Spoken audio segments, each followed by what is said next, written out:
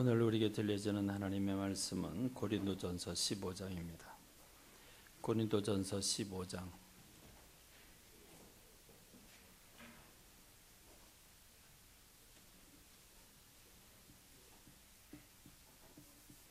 고린도전서 15장 29절로 34절의 말씀, 29절로 34절의 말씀, 우리 다 같이 한 음성으로 함께 봉독합니다. 만일 죽은 자들이 도무지 다시 살아나지 못하면 죽은 자들을 위하여 세례를 받는 자들이 무엇을 하겠느냐? 어찌하여 그들을 위하여 세례를 받느냐? 또 어찌하여 우리가 언제나 위험을 무릅쓰리요? 형제들아, 내가 그리스도 예수 우리 주 안에서 가진 바 너희에 대한 나의 자랑을 두고 단언하노니 나는 날마다 죽노라. 내가 사람의 방법으로 에베소에서 맹수와 더불어 싸웠다면 내게 무슨 유익이 있으리요? 죽은 자가 다시 살아나지 못하면 내일 죽을 터이니 먹고 마시자 하리라. 속지 말라. 악한 동무들은 선한 행실을 더럽히나니 깨어 일을 행하고 죄를 짓지 말라. 하나님을 알지 못하는 자가 있기로 내가 너희를 부끄럽게 하기 위하여 말하노라. 아멘. 1년에 나온 영화라고 생각이 됩니다. 여러분, 밀양이라고 하는 영화를 보셨습니까? 혹시 기억나십니까? 밀양. 한번 이 영화 보신 분들 한번 손 좀 들어보시죠. 밀양. 예, 그래요. 이 밀양이라고 하는 영화의 줄거리를 소개하면 그렇습니다. 주인공으로 나오는 전도연이라고 하는 배우가 역할을 맡은 신혜라고 하는 이름으로 한 여인이 주인공으로 등장을 합니다. 여인은 남편을 잃고 그 남편의 고향인 밀양이라고 하는 도시로 이사를 갑니다. 그리고 피아노 학원을 차리고 꿋꿋하게 살아보려고 아주 용을 씁니다. 그런데 그 와중에 그 아들, 외아들인 준이라고 하는 아들이 유괴를 당합니다. 그리고 뻣뻣한 시신으로 만나게 됩니다. 그리고 유괴범은 잡히게 되고 그 유괴범은 형무소로 갑니다. 자, 이렇게 유괴범에 의해서 살인을 당한 그 아들을 잃어버린 전도연, 곧 신혜라고 하는 주인공, 이 주인공은 모든 게 무너집니다. 남편도 죽고 아이도 유괴받고 잃어버리고 살인을 당하고 모든 게 무너집니다. 반미치광이 되다시피 하죠. 그런 와중에 전도를 받게 됩니다. 그리고 하나님을 받아들입니다. 그리고는 완전히 새 사람이 됩니다. 모든 것이 하나님의 은혜임을 깨닫게 되고, 그래서 그 모진 아픔도 극복을 하고 감사하면서 행복하게 되는 수준까지 올라가게 됐습니다. 열심히 교회를 다니고 성가대도 하고 그리고 전도도 하고 봉사도 하게 됐습니다. 그리고는 마침내 자기 아들을 죽인 그 유괴한 유괴범, 살인범, 그까지도 용서해야 된다고 하는 믿음에 이르게 됩니다. 우리 기독교적인 용어로 생각하면 아주 엄청난 변화와 거듭남과 성장이 이루어지게 된 것입니다. 그래서 교도소로 찾아갑니다. 가는 길에 들에서 꽃도 꺾어 가지고 갑니다. 그 살인마를 그래도 아끼는 마음으로 조심스럽게 다가가 아주 더듬거리면서 어렵게 사실은 당신을 용서하기 위해서 왔노라. 내가 하나님을 믿게 되고 깨달은 게 있어서 당신을 용서하러 왔노라. 이렇게 이야기를 하는 장면이 명장면입니다. 그게 이제 이 밀양이라고 하는 영화의 영화 감독이 만드는 핵심적인 부분입니다. 우리 그 영화의 장면을 일부 잠깐 그 장면을 한번 감상해 보도록 하겠습니다.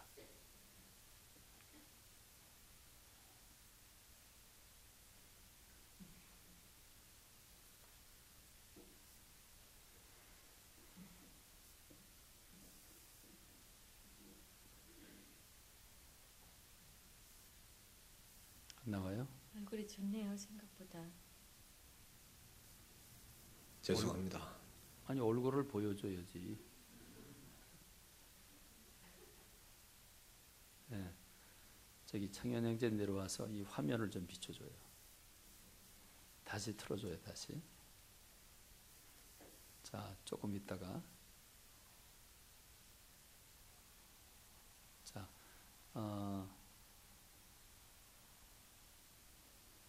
화면을 좀 고정시켜 주고요. 자, 이제 보여주세요.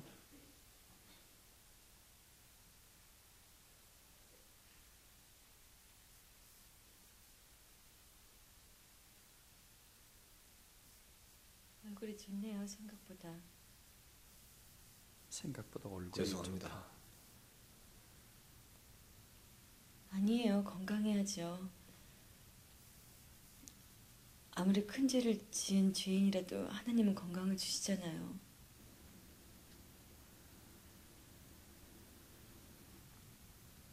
이 꽃 오다가 길가에 핀 걸 꺾어왔어요.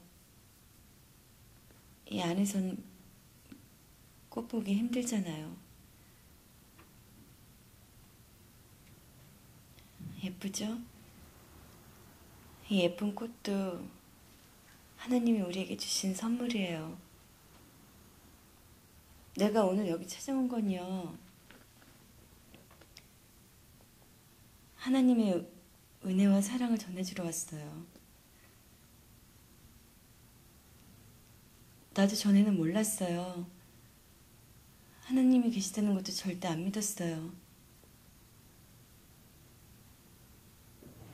내 눈에 안 보이니까 안 믿었죠. 그런데 우리 준이 때문에 하나님의 사랑을 알고 비로소 마음의 평화를 얻고 새 생명을 얻었어요. 그분의 사랑과 은혜를 느낄 수 있다는 게 얼마나 감사하고 행복한지 몰라요. 그래서 내가 여기까지 찾아온 거예요. 그분의 사랑을 전하기 위해서요. 고맙습니다. 정말 고맙습니다. 준이 어머니한테 우리 하나님 아버지 이야기를 듣게 되니 참말로 감사합니다. 저도 믿음을 가지게 되었거든요. 이 교도소에 들어온 뒤로 하나님을 가슴에 받아들이게 됐습니다. 하나님이 이 죄 많은 인간한테 찾아와 주신 거지. 그래요? 하나님을 알게 됐다니 다행이네요. 예, 얼마나 감사한 일입니까? 하나님이 이 죄 많은 놈한테 손 내밀어 주시고 그 앞에 엎드리가 지은 죄를 회개하도록 하고 제 죄를 용서해 주셨습니다.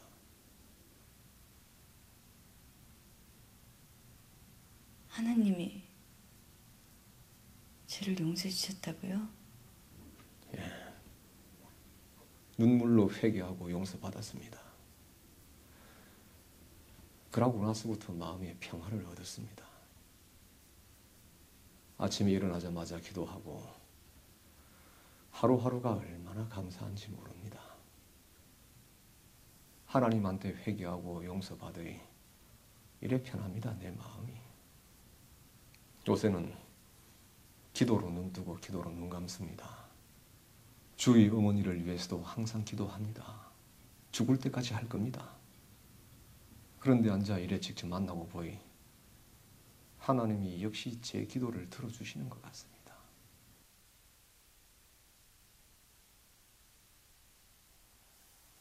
사랑의 하나님 감사합니다.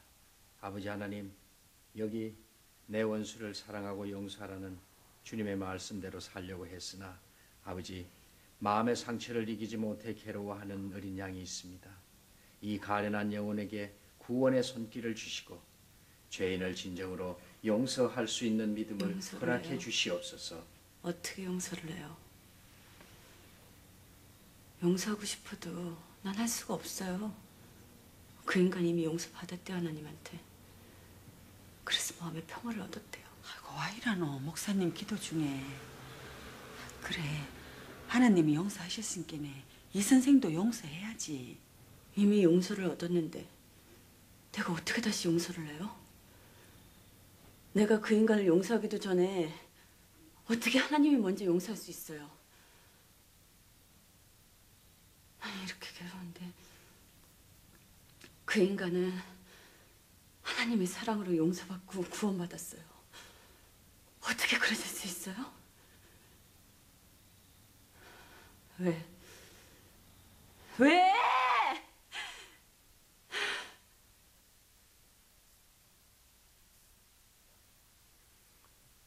여러분 이것이 됐어요. 극적으로 보여준 케이스가 영화입니다. 예.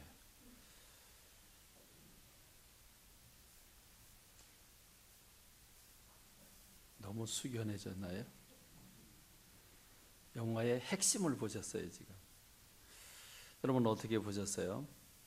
여러분에게 질문을 던져보고 싶어요.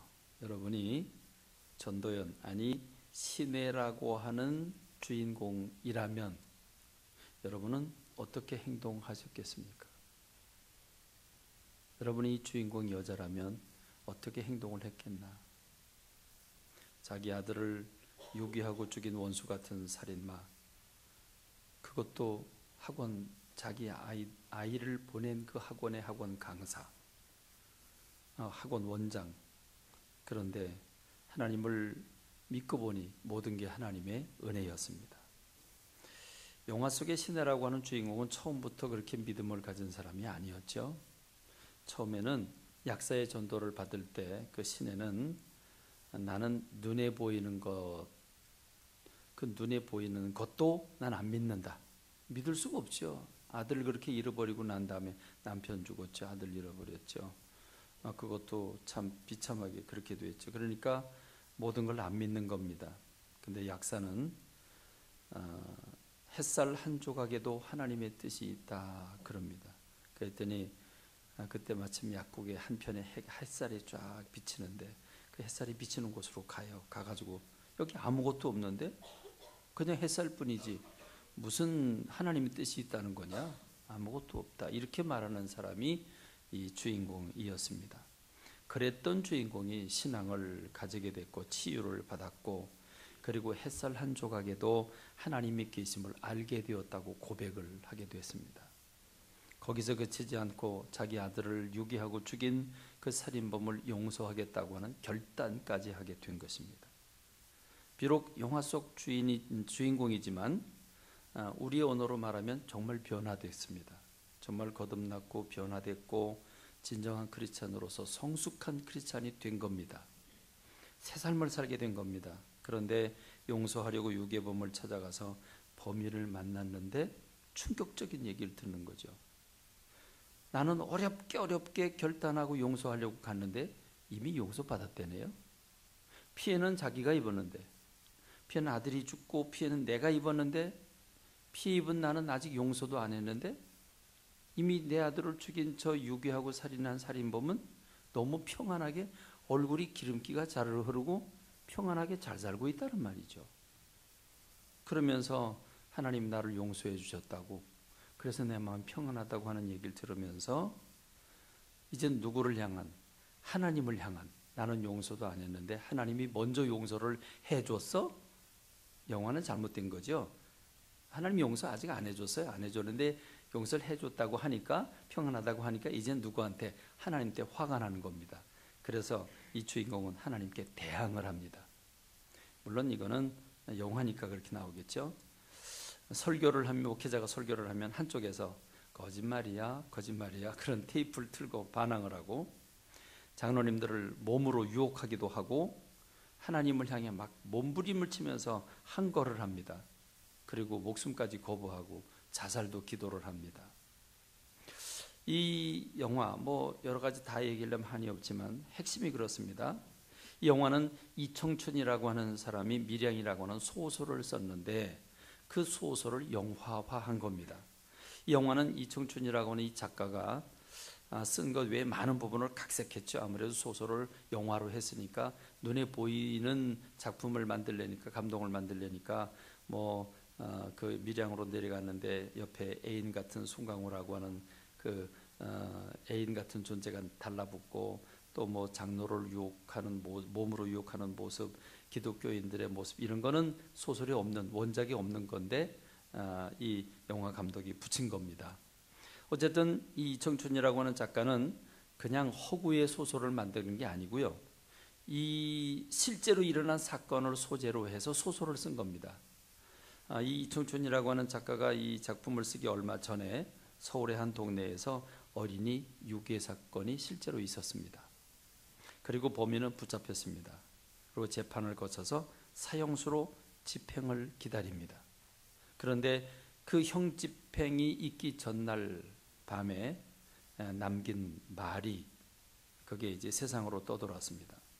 나는 하나님의 품에 안겨 평화로운 마음으로 떠나가며 그 자비가 희생자와 가족에게도 베풀어지기를 바란다고 하는 내용이 그가 형장에서 이슬로 사라지기 전에 마지막 말이었다고 하는 겁니다. 이 소식을 듣고서 이청춘이라고 하는 작가가 번뜩였죠. 뭔가 에너지를 얻었죠. 그래서 소설을 쓴 겁니다. 그러니까 많은 부분을 살을 못했겠죠. 자, 이 영화를 만들어냈는데 이창동이라고 하는 사람, 이 영화 감독이 이 소설을 읽고 그리고 그걸 영화화시킨 것이 밀양이라고 하는 영화입니다. 둘 다 기독교를 고발하고 있습니다. 모순된 기독교를 고발하고 있죠. 이렇게 얘기하는 것 같아요. 기독교, 너희는 그렇게 사람을 죽여놓고도 한 아이의 생명을 짓이겨놓고 한 어머니의 삶을 갈기갈기 찢어놓고 그리고 정작 유괴범 살인마 당신은 단지 하나님께 회개하기만 하면 그렇게 쉽게 용서받는가? 그렇게 용서받으면 정말 마음이 평안한가? 평안한 그 마음은 너 정말 진실인가? 이게 기독교의 교리인가? 이게 기독교가 가지고 있는 힘인가? 그걸 묻고 있는 겁니다. 이청춘이라고 하는 작가는 몇 가지 항의 섞인 말을 더 추가합니다. 유괴범은 사형집행을 기다리면서 이렇게 말합니다.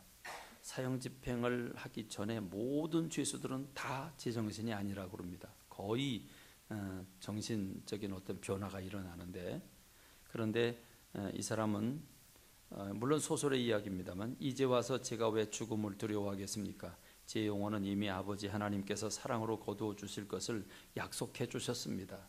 영혼뿐만 아니라 제 육신의 일부는 이 땅에서 다시 생명을 얻어 태어날 겁니다. 저는 저의 눈과 신장을 살아있는 형제들에게 맡기고 가니까요 라고 하는 말을 합니다. 물론 소설 속에 한 대면을 더 추가한 겁니다만은 어쩌면 살을 더 보태면서 기독교를 박박 긁어가면서 너희 기독교가 가진 생각이 요것밖에 안 되냐 이렇게 이제 찌르고 있는 모습이죠. 지금 저는 이 소설 작가나 영화 감독은 왜 이런 작품을 만들었을까? 우리가 그런 뉴스를 보면 그런가 보다 하고 슬쩍 지나칠 수 있는데 왜 이걸 소설을 쓰고 이걸 다시 영화로 꾸몄을까 하는 겁니다. 그는 한마디로 말하면 기독교가 이해가 안 간다는 거죠. 한마디로 말하면 말이 안 된다는 겁니다.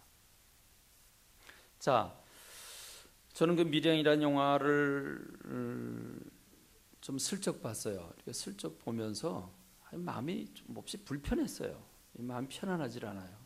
근데 불편했는데 근데 괴로워요. 왜 괴로우냐면 실제 우리 교회 안에 이런 일들이 있어요, 없어요? 솔직하게 있어요, 없어요? 이런 이율배반적인 게 있단 말이죠. 이게 없으면 저 이청춘 죽일 놈, 이창동 죽일 놈 이렇게 나올 텐데 있단 말이죠. 그리고 이건 실화란 말이죠. 이 죄수가 한 말은 실화란 말이에요. 그걸 바탕으로 그걸 꾸몄을 뿐이지 핵심 메시지는 사실이란 말이죠. 평소에 아주 진실한 장로님 계셨습니다. 누가 봐도 진실한 장로님이었습니다. 너무 진실하니까 그 교인들이 다 믿고 내가 급하니까 돈을 좀 2천만 원, 3천만 원 빌려달라. 이렇게 수십 명한테 5억을 빌렸습니다. 그리고 어느 날 사라져 버렸습니다. 그게 한 10여 년 전의 일인데 지금도 모릅니다. 어디 갔는지. 여러분, 진짜 장로님이라면, 진짜 믿음을 가진 사람이라면 장로를 떠나서 이럴 수 있습니까? 없는 거거든요. 여러분, 다른 사람에게 막 아나무인이야. 말도 막 하고 그냥 상처 주고 막 그냥 여기저기 찔러대고 난리야. 그런데 하나님께 기도할 때 보면 은사는 혼자 다 받았어. 하나님 사랑은 혼자 다 받았어. 그런 사람 있어요? 없어요? 있단 말이에요. 다른 사람에게 피해를 주고도 자기는 아무렇지도 않은 듯 그저 하나님께 기도만 하면, 회개만 하면 그걸로 깨끗이 끝났냐 이 말이죠. 아니면 최면을 걸고 있는 걸까? 아, 내가 기도했으니까 나 용서받았지. 하나님은 용서를 안 했는데 나는 용서받은 줄로 착각하고 있는 걸까? 착각할 만도 하죠. 요한일서 1장 9절에 보면 뭐라 그랬어요? 만일 우리가 우리 죄를 자백하면 그는 미쁘시고 의로우사 우리 죄를 사하시며 우리를 모든 불의에서 깨끗게 하실 것이요 했어요. 성경 말씀이 우리 모든 불의에서 자백하기만 하면 미쁘신 하나님, 의로우신 하나님이 모든 불의에서 우리를 깨끗하게 하신다고 그랬어요. 이 말씀이 있거든요. 이 말씀을 진실로 믿으면, 아, 내가 살인죄를 졌고 유괴의 범을 어린아이의 새싹을 꺾었어도, 엄마의 희망을 꺾었어도 내가 이 불의를 진실로 주님 앞에 사죄하기만 하면 용서를 받는다는 이 말씀이 있으니까 그 말씀을 믿고 실제로 그는 확신할 수 있다는 말입니다. 자, 지금 영화 감독이나 소설 작가는 무엇을 고발하고 있는 겁니까? 이 기독교 맞는 거냐? 기독교 이래도 되는 거냐? 하는 얘기인데 우리가 심각하게 받아들여야 할 내용이라고 생각을 합니다. 여러분, 물론 그 영화 속에 나온 이청춘이나 이창동이라고 하는 사람은 분명 잘못된, 성경을 잘 모르고 있는 게 틀림없어요. 저는 그거 변호하고 싶지 않아요. 다만 우리가 가진 우리의 행실만 보고 싶습니다. 그런 면에서 이 유괴범은 두 가지의 문제를 가지고 있어요. 하나는 성경을 모르고 있다고 하는 것, 두 번째는 누군가 잘못 가르쳐줬다는 것. 이 두 가지를 우리가 이 밀양이라고 하는 영화 속에서 발견할 수 있습니다. 우리 기독교 내에 가진 큰 딜레마를, 어쩌면 종교개혁 이후에 가장 중요한 이슈를 이 밀양이라고 하는 영화에서 고발하고 있는지 모릅니다. 굉장히 중요한 문제입니다. 여러분, 성경을 모른다고 한 얘기는 뭐냐면요, 무슨 죄를 졌느냐에 따라서 회개하는 방법이 달라집니다. 여러분, 성경에 보면 죄를 속죄하는 제사가 세 가지가 있습니다. 레위기에 보면 속죄제가 있고 속건제가 있고 화목제가 있습니다. 사람에게 저지른 죄는 사람에게 풀어야 되고, 하나님께 지은 죄는 하나님께 풀어야 되고, 하나님의 성물에 지은 죄는 성물로 풀어야 합니다. 그런데 지금 이 유괴범은 일방적으로 하나님과의, 수직과의 관계만 용서를 받았으면 끝난 걸로 아는데 아니라는 겁니다. 하나님께 범죄한 거는 다른 사람이 피해를 주지 않고 하나님께만 범죄했다. 그러면 하나님께만 회개하면 됩니다. 그런데 속건제나 화목제는 다릅니다. 다른 사람들과의 원한 관계나 다른 사람의 물건에 손해를 끼쳤을 때, 이건 속건제입니다. 속건제는 두 가지인데, 하나는 헌물, 하나님 앞에 드릴 헌물에 대해서 불성실할 때, 그리고 성전의 기물을 파괴하거나 손상을 입혔을 때, 그때 어떻게 해야 되는가? 그러면 그 원 물건 값에 5분의 1을 더 추가로 더해서 배상을 해야 합니다. 그리고 다른 사람에게 손해를 끼쳐줘요. 도둑질을 했든지 빌려다가 썼는데 망가뜨렸든지 어쨌든 다른 사람 거에 손상을 입혔을 때에는 그 물건 값에 5분의 1을 더해서 배상을 해야 합니다. 이게 소냐, 양이냐, 밭이냐, 동산이냐, 부동산이냐에 따라서 조금씩 방법은 다릅니다만은 어쨌든 한 가지 분명한 것은 더 추가해서 배상을 해야만 합니다. 그리고 그것이 사람에게만 범죄한 게 아니라 그것은 하나님께도 범죄를 했기 때문에 사람에게 배상을 하고 하나님께도 또 순양을 드려서 죄 용서함을 받아야 합니다. 이 두 가지가 나누집니다. 신약 성경도 그렇습니다. 마태복음 5장 23절에 보면 그러므로 예물을 제단에 드리려다가 거기서 내 형제에게 원망 들을 만한 일이 있는 것이 생각나거든 예물을 제단 앞에 두고 먼저 가서 형제와 화목하고 그 후에 와서 예물을 드리라. 자, 그러면 사람과 사람지간에 원망 들을 만한 일이 있다. 지금 원망 정도입니까? 왼수죠. 왼수도 이런 왼수가 없죠. 내 영혼을 파기한 사람인데, 자, 그런데 그런 사람과는 한마디 사죄도 없이 하나님께만 사죄하고 용서를 받았다고 평안할 수 있는가? 아니라는 겁니다. 자, 그럼 이 유괴범은 죄를 용서받았을까요? 못 받았을까요? 받았을까요? 못 받았을까요? 이 성경 말씀대로라면 못 받았어요. 못 받은 거예요. 그런데 용서받았다고 평안하다. 그러면 두 번째 문제가 생기죠. 누군가 그렇게 하도록 만들었어요. 그렇죠? 목사님이 가서 전도를 했든지 전도인이 가서 전도를 했든지, 그렇죠? 집사님이 가서 전도를 했든지 누군가 그 감옥 속에 갇혀 있는 그 유기범에게 전도를 했는데 그 전도를 잘못한 겁니다.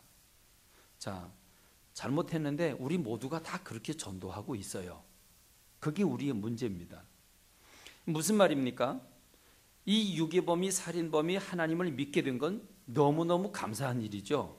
그렇죠? 근데 하나님을 제대로 믿었다면 어떻게 행동했어야 합니까? 먼저 하나님 앞에 눈물 흘리기 전에 누구한테? 아이 엄마를 찾았어야죠. 아이 엄마한테 구구절절히 뭐 10장을 쓰든 100장을 쓰든 편지를 쓰든 사람을 불러서 회개를 하든 엄마한테 정말 죽을 죄를 졌다고 이건 뭐 손이 발이 되도록 빌든지 어쩌든지 먼저 사죄를 누구한테 했어야 돼요? 엄마한테 해야 돼요. 아이한테 해야 돼요. 근데 그건 하나도 하지 않고 하나님께만 하고서 나 평안하다. 지금 엄마는 울고 있는데 자기는 평안하다 그러고 앉아 있다는 겁니다. 그러니까 하나님을 믿게 된 것 자체는 정말 다행이고 감사한 거죠. 그러나 잘못 믿었어요. 잘못 믿은 건 잘못 믿게 한 사람이 있어요. 무슨 말입니까? 여러분, 어떻게 예수님을 믿고 그렇게 마음이 평안할 수 있는가? 이거 생각해 봐야 할 문제입니다. 아이의 가정에는 단 한마디 눈물방울 흘리지 않았는데 이미 하나님 용서하셨다고 마음 평안하게 가지고 있다면 이게 우리 교회가 가지고 있는 가장 일상적인 문제가 이 속에 들어있다는 겁니다. 그러면 이 사형수가 그렇게 평안한 마음을, 사형을 앞에 두고도 평안한 마음을 가지게 될 수밖에 없었던 것은 누군가 그 영혼을 어루만져 줬기 때문인데, 그 사형수에게 누가 복음을 전했을까? 복음을 어떻게 전했을까? 여러분, 뭐겠습니까? 그 복음을 전한 것 지금 안 봐도 뻔합니다. 당신이 무슨 죄를 졌다고 할지라도 진실로 죄를 회개하고 하나님 앞에 나가 주님이 당신을 위해 십자가를 지셨기 때문에 예수님을 믿기만 하면 당신의 모든 죄는 사함 받습니다. 그렇게 전도했을까요? 안 했을까요? 그렇게 전도했을 거예요. 그렇죠? 그렇게 했을 겁니다. 그러니까 지금 이 그래도 유괴범이고 살인범이지만 그 안에 양심은 있어요, 없어요? 하나님이 그 사람에게 양심을 주셨기 때문에 양심이 있단 말이죠. 그러니까 지금 그 양심을 가지고 괴로워하고 있어요. 비록 감옥 안에 있지만, 죄값을 받고 있지만 괴로워하고 있어요. 괴로워하고 있는데 그 죄를 용서받을 길이 없는데 아마 어쩌면 엄마한테도 미안한 마음을 가지고 있겠죠. 애한테도 그렇고. 그런데 전도자가 와서 하나님께 진실로 회개하기만 하면 당신의 죄는 그리스도께서 이미 십자가에서 죽으셨기 때문에 다 용서된다. 당신이 예수님을 믿기만 하면 된다. 이 사람은 지금 지푸라기라도 붙잡고 싶은, 그 죄를 용서받고 싶은 간절한 갈망이 있는데 전도자가 와서 달콤한 전도를 하니까 정말 그러냐? 정말 내 죄를 용서받을 수 있는 거냐? 정말 그렇다. 그리고 성경 말씀을 찾아서 읽어줍니다. 만일 너희가 너희 죄를 자백하면 미쁘시고 이로우신 하나님이 모든 불의에서 내 죄를 깨끗하게 하신다. 성경 말씀, 문자화된 성경 말씀을 딱 읽어주면 믿겠어요, 안 믿겠어요? 믿게 되는 거죠. 그러니까 그 사람은 평안을 얻을 수 있었던 것입니다. 그러니까 문제는 그 사람에게 문제가 있는 게 아니라 그 사람에게 잘못된 복음을 전한 전도인에게 문제가 있는 겁니다. 그러니까 전도를 하지 말자는 얘기가 아닙니다. 그런데 이것은 뭐가 문제냐? 우리들 모두의 문제라는 것입니다. 여러분, 이 말대로라면 남의 돈을 훔쳐놓고 회개만 하면 되죠. 그럼 부자 되기 간단해요. 훔쳐놓고 회개만 하면 돼. 다 용서해 주니까. 남을 성폭행해놓고 인생을 짓밟아놓고 나 회개만 하기만 하면 돼. 여러분, 있는 대로 상처를 주고 그리고 회개만 하기만 하면 된다.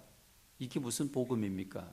그건 사람을 2번 죽이는 거죠. 그건 복음이 아닌 것입니다.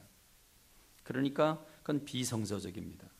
여러분, 이것은 믿음이라고 하는 용어를 한쪽만 강조한 것입니다. 믿음은 동전의 양면과 같습니다. 한쪽은 믿음이고 한쪽은 행함입니다.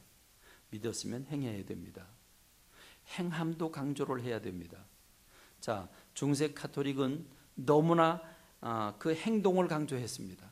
그래서 죄를 용서받아야 된다고 하는 것을 행동으로 느끼게 했습니다. 그래서 보속이라는 게 있습니다. 이 보속이라고 하는 것은 죄는 주님이 용서해 주지만 신부가 내가 그 죄를 용서받기 위해서는 보속도 따라야 된다. 행위도 따라야 된다. 행위가 진실로 따르지 않으면 너 용서받은 게 아니다. 그래서 기도를 열흘 동안 해라든지 또는 돈 얼마를 가져다가 가난한 사람 도와주라든지 또는 금식을 하라든지 이런 명령을 내립니다. 그게 보속이라고 하는 겁니다. 그러면 그 금식을 하고 그러는 동안에 이미 죄는 주님이 용서해 주셨지만 내가 금식을 하는 동안에 마음의 평정을 찾겠죠? 이게 가톨릭의 신앙입니다. 이게 발전해서 간 게 뭐냐? 면죄부까지 가게 된 겁니다. 근데 면죄부가 죄를 면해 주는 게 아니고요. 면벌부입니다. 벌을 면해 주는 겁니다. 그러니까 중세 가톨릭은 행동을 너무 강조했어요. 그러다 보니까 그들은 세례를 받으려면 2년 내지 3년 동안 훈련을 받아야 됩니다. 그리고 사순절을 거칠 때에는 사순절 때는 어떻게 했다고요? 40일 동안 한 끼씩 먹는데 죽지 않을 만큼 먹었다 그랬습니다. 고기는 절대로 안 되고 생선도 안 되고 계란도 안 됩니다. 그러니까 이해가 되시죠? 40일 동안 내 죄를 위해서 그렇게 주님이 죽으셨다고 하는 걸 몸으로 느끼도록 그들은 행위를 강조했습니다. 그러다 보니까 공로를 강조하게 되고 그래서 성인 그들이 말하는 성인으로 추대하죠. 김대건 그 성인이다 이렇게 성인으로 추대하는데 성인은 어떤 사람이냐? 자기는 죄가 없어서 자기를 넉넉하게 구원하고도 좀 남아요. 그 남는 게 성인이에요. 그래서 성인의 이름으로 기도하면 그 남아있는 공력이 나에게 넘어오는 거예요. 그래서 성인의 이름으로 기도하고 마리아의 이름으로 기도하고 이렇게 되는 겁니다. 근데 마틴 루터가 성경을 보니까 의인은 오직 믿음으로 말미암아 살리라고 그랬지. 그게 우리의 노력으로 인간의 공로로 벌을 면해준다고 그래서 없어지는 게 아니란 말이죠. 그래서 그걸 뒤집어 엎게 되는 게 종교개혁입니다. 자, 그런데 종교개혁이 일어난 이유는 어떻게 했습니까? 그 다음엔 설교를 해도 어떻게 설교를 합니까? 이젠 믿기만 하면 구원받는다. 믿기만 하면 용서받는다. 행위는 빼버리고 행위 강조하는 걸 빼버리고 믿음만 강조했어요. 그러니까 가톨릭은 행위만 강조했고 우리 개신교는 행위만 강조하는 그들이 잘못돼서 그걸 거부했는데 우리는 행위가 없는 믿음만 강조했어요. 이해가 되십니까? 이해가 되십니까? 그래서 오늘 우리의 믿음의 문제가 뭐냐면 믿기는 잘 믿어요. 아멘은 잘해요. 근데 아멘 한 만큼 행하진 않아요. 목사도 설교해놓고 목사 자신도 설교한 대로 살지도 않고 성도들은 아멘 해놓고 아멘 한 대로 살지 않고 이게 우리의 딜레마입니다. 이해가 되십니까? 이게 값없이 복음을 값없이 받는 공짜로 주는 것이라고 오해를 하게 됐습니다. 그래서 믿기만 하면 구원받는다. 여러분 우리의 신앙이 어떻게까지 발전하게 됐냐면 예수 믿고 급행열차를 타고 천국으로 바로 가요. 이해가 되십니까? 그래서 예수 천당 불신 지옥 이게 우리의 전도 방법입니다. 예수 천당 불신 지옥 그렇지 않습니까? 여러분 예수님 믿고 죄를 회개하고 바른 삶을 살아야 돼요. 구원받았으면 거듭났으면 성화가 따라야 되고 성화가 따르면 영화가 와요. 영광을 누리게 돼요. 근데 우리는 성화 없이 영화도 없이 믿으면 곧장 바로 직속열차 천국 가는 직속열차를 타고 바로 가요. 거기다가 또 어느 교단의 잘못된 교리가 한 번 구원받으면 영원히 구원 놓치지 않는다. 그러니까 이건 뭐 영원히 변치 않는 천국행 티켓을 확실히 확보를 해놓은 거예요. 이 기독교의 잘못된 교리가 종교개혁 이후에 가톨릭이 너무 행위를 강조하고 공로를 강조하니까 그거를 약화시키다 보니까 믿음만 강조하고 행위는 강조를 안 했어요. 그러다 보니까 우리는 행위는 따르지 않아요. 그래서 예수님 믿는 사람은 믿음은 좋은데 열정은 좋은데 기도도 뜨겁게 하는데 삶이 뒤따라지를 않아요. 이게 우리의 문제입니다. 그러니까 어디서 고장이 났느냐? 고장난 거는 세례에서 고장났습니다. 여러분 세례라고 하는 건 예수님을 안 믿는 사람들이 제일 먼저 하나님을 받아들이는 최초의 과정이 세례입니다. 그렇죠? 만인 앞에서 나는 죄인이고 만인 앞에서 나는 예수님이 나를 위해 대신 죽으셨다고 하는 걸 고백하고 하나님의 자녀가 된 걸 선포하는 게 세례입니다. 그런데 제가 여러 번 여러분들에게 말씀을 드렸습니다마는 세례를 받을 때 문답을 합니다. 당신 죄인인 걸 믿습니까? 1대1로 묻죠. 그럼 다 믿는데요. 다 죄인이래요. 그래서 예수님이 여러분의 당신의 죄를 위해서 죽으신 것을 믿습니까? 아, 믿는데요. 다 믿는데요. 그래요. 그럼 이제 세례를 베푸면 되는데 한 가지만 더 물어봅시다. 예수님이 그 처절한 십자가 고통을 받으셨는데 예수님이 그렇게 죽어야 할 만큼 당신이 지은 죄가 있습니까? 그러니까 예수님이 십자가 형틀에 못 박혀 죽어야 할 만큼 중대한 죄를 당신이 저질렀냐? 살인을 저질렀냐? 간음을 했냐? 무슨 죄를 저질렀냐? 물어보면 그런 죄는 안 졌대요. 아무리 봐도 안 졌대요. 그러면 길거리에 침 한 번 뱉고 신호 위반했다고 그래서 그 벌금 내면 되지. 그 신호 위반했다고 그래서 그것 때문에 예수님이 대신 십자가에 못 박혀 죽으셔야 하는가? 그건 아니잖아요. 그렇죠? 내가 죽어야 할 만큼 죄를 안 졌다면 예수님이 내 대신 죽을 필요가 없는 거죠. 맞죠? 그럼 세례받을 필요 있어요, 없어요? 없는 거죠.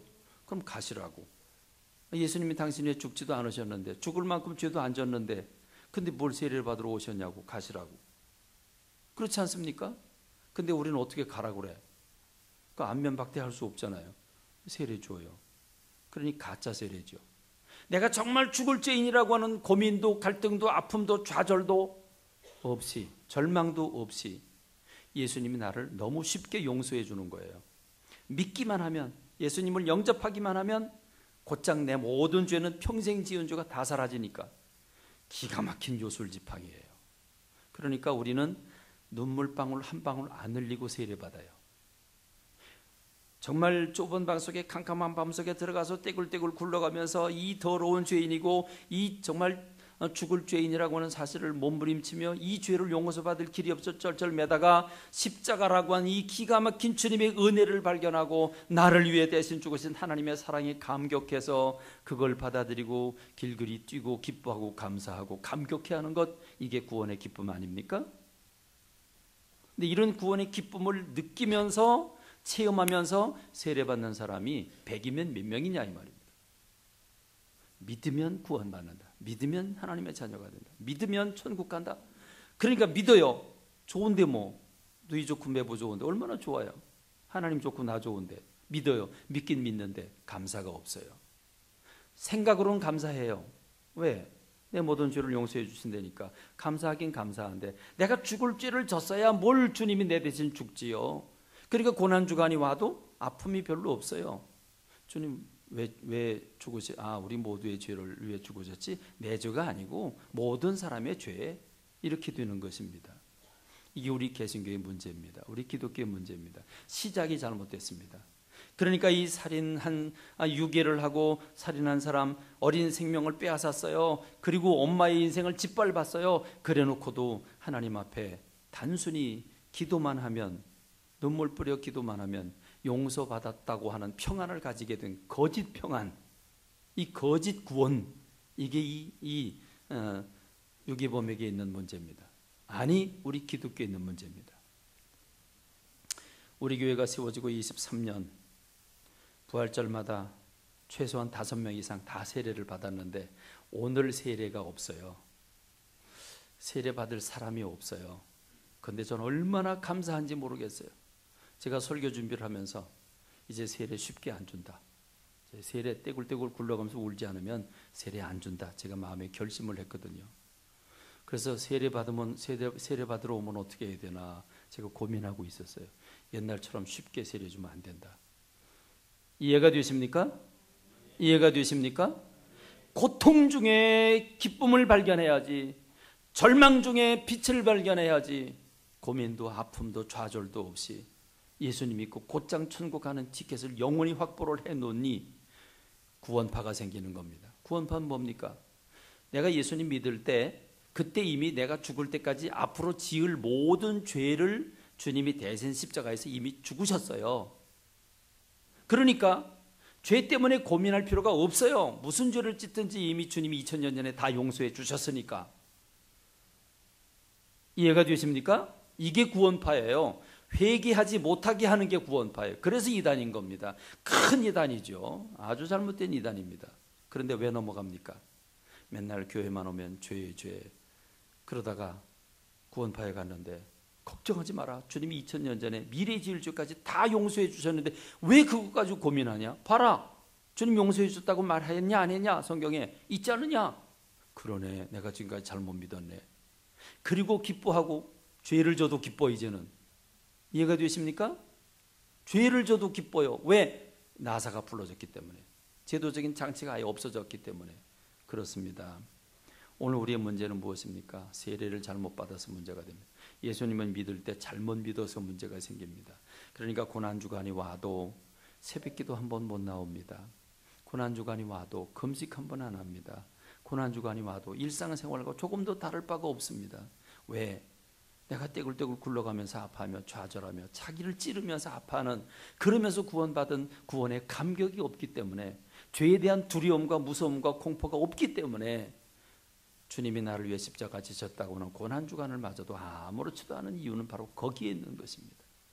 그러므로 고난주간을 밋밋하게 보낸 사람이 부활절에 기쁨이 있겠어요? 기쁨이 없는 거죠. 이 부활절의 기쁨은 흑암, 절망, 좌절만큼 큰 구렁텅이에 들어간 사람이 빛을 발견하면 기쁨이 있는 거죠. 지금 저 280명, 지금 저 수몰된 세월호 그 안에 있는 학생들이 구출받으면 얼마나 기쁘겠어요? 부모도 기쁘고 본인도 기쁘고 우리 모두가 기쁘지 않겠습니까? 그렇습니다. 죽다가 살아나니까 기쁜 거죠.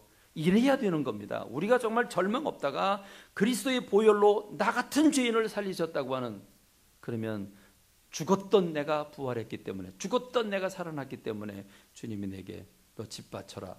그래도 집이 아깝지 않은 겁니다. 아니, 네 생명 바쳐라. 이미 난 죽었었는데 주님이 나 대신 죽으셔서 살려주셨는데 난 내게 아니라 주님 거지. 주님께 드리겠습니다. 선교사 나가라. 예, 나가겠습니다. 너 직분 내려놔라. 예, 내려놓겠습니다. 그렇지 않습니까? 왜 우리의 신앙이 밋밋합니까? 죄에 대한 고민 없이 구원받았기 때문입니다. 그러므로 이 부활이 정말 진정 기쁨의 부활이 되길 원하십니까? 사도 바울은 오늘 본문 말씀에서 나는 매일 죽노라. 사도 바울이 왜 매일 죽어요? 죄와 싸운다는 것입니다. 내가 이렇게 더러운 죄를 아파하며 절망하면서 십자가를 통해서 구원을 받았는데 왜 다시 그 죄의 자리로 들어가요? 그 지긋지긋한 죄의 자리로, 그 더러운 죄의 자리로 왜 들어가요? 안 들어가야죠. 들어가면 안 되죠. 그러니까 사도 바울은 매일 죽는 것입니다. 우리가 다시 사는 게 없다면 무엇 때문에 맹수와 더불어 싸우면서 죽음의 위기를 왜 겪어야 돼요? 그럴 필요 없죠. 이제 내일 모레 죽을 건데 먹고 마시고 즐기자, 이렇게 될 거 아니냐. 이게 오늘 사도 바울의 논리입니다. 그러므로 너희가 진실로 죄를 회개하고 주님의 부활을 믿고 있느냐?